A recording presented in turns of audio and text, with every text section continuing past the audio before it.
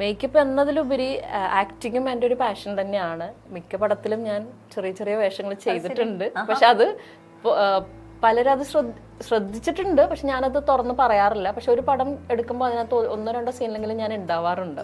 പിന്നെ കൂടുതലായിട്ടും അതിൽ കോൺസെൻട്രേറ്റ് ചെയ്യാൻ പറ്റാത്തത് ഒരു സമയത്തിന് 2 വർക്ക് പറ്റില്ല. അപ്പം അതുകൊണ്ടിട്ടാണ്. പക്ഷെ അഭിനയം ചെറുപ്പം മുതൽ ഇഷ്ടമുള്ള ഒരു കാര്യം തന്നെയാണ്. സിനിമയിലാണോ തിയേറ്ററാണോ കൂടുതൽ? എനിക്ക് തിയേറ്ററാണ് കൂടുതൽ ഇഷ്ടം. ഞാൻ സനൽകുമാർ ശശിധരൻ്റെ വഴക്ക് എന്ന് പറഞ്ഞൊരു മൂവി ചെയ്തായിരുന്നു. അപ്പോൾ അതിൽ ടൊവിനോ ഭയങ്കര കംഫർട്ടായിരുന്നു.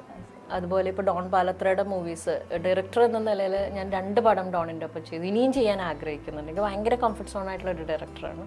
അതുപോലെ അതിൽ വിനയ് ഫോർട്ട് ഉണ്ടായിരുന്നു. അപ്പോൾ ഫസ്റ്റ് പറഞ്ഞു കഴിഞ്ഞാൽ ടൊവിനോ തന്നെയാണ്. എനിക്ക് അവിടെ വേറെ ഒന്നും പറയാനില്ല. നമ്മൾ എത്ര എന്താ പറയുക, ഞാൻ എന്താ പറയുക ഭയങ്കര നമ്മൾ ഡൗൺ ആയിട്ടിരിക്കുന്ന സമയത്ത് പോലും നമ്മൾ പിന്നെ വേറെ ഒന്നും ചിന്തിക്കില്ല. അത്രയും പോസിറ്റീവ് അവിടെ ഉണ്ട്. നമുക്ക് ആ ഒരു ഇത് അവിടെ ഭയങ്കര കംഫർട്ട് സോണാണ് നമ്മൾ. അതാണ് ടൊവിനോ എന്ന് പറയുന്ന നടനും ഡോൺ പാലത്ര എന്ന് പറയുന്ന ഡയറക്ടറും എൻ്റെ ജീവിതത്തിൽ വളരെയധികം മാറ്റങ്ങൾ കൊണ്ടുവന്നിട്ടുള്ള 2 വ്യക്തികളാണ്. ഇപ്പോൾ നെടുമുടി വേണുചേട്ടൻ ഇപ്പം ഇല്ല, പക്ഷെ എനിക്ക് നെടുമുടി വേണുചേട്ടൻ്റെ ഒപ്പം മമ്മൂക്കയുടെ ഒപ്പം വർക്ക് ചെയ്യാൻ പറ്റിയിട്ടുണ്ട്. എന്ത് കംഫർട്ട് സോൺ ആണെന്ന് പറയാം. ഞാൻ ഇന്നും ഓർക്കുന്നുണ്ട് നെടുമുടി വേണുചേട്ടൻ്റെ ഞാൻ ആ ദിവസം ഞാൻ ഉറങ്ങിയിട്ടില്ല. എനിക്ക് ഭയങ്കര പേടി, ഇത്രയും സീനിയർ ആയിട്ടുള്ള പക്ഷെ ഞാനവിടെ ചെന്ന് കഴിഞ്ഞപ്പോൾ ഞാനാണോ മേക്കപ്പ് ചെയ്യുന്നത്, നെടുമുടി വേണുചേട്ടനാണോ? കാരണം എനിക്ക് വേണ്ട ടിപ്സൊക്കെ തന്നുകൊണ്ടിരിക്കുക. എന്നോട് ടെൻഷനൊന്നും അടിക്കേണ്ട, ഈസി ആയിട്ട് ചെയ്തോ. എനിക്ക് അറിയാത്ത പല ടിപ്സും എനിക്ക് വേണിച്ചിട്ടും പറഞ്ഞു തന്നു എന്നുള്ളതാണ്.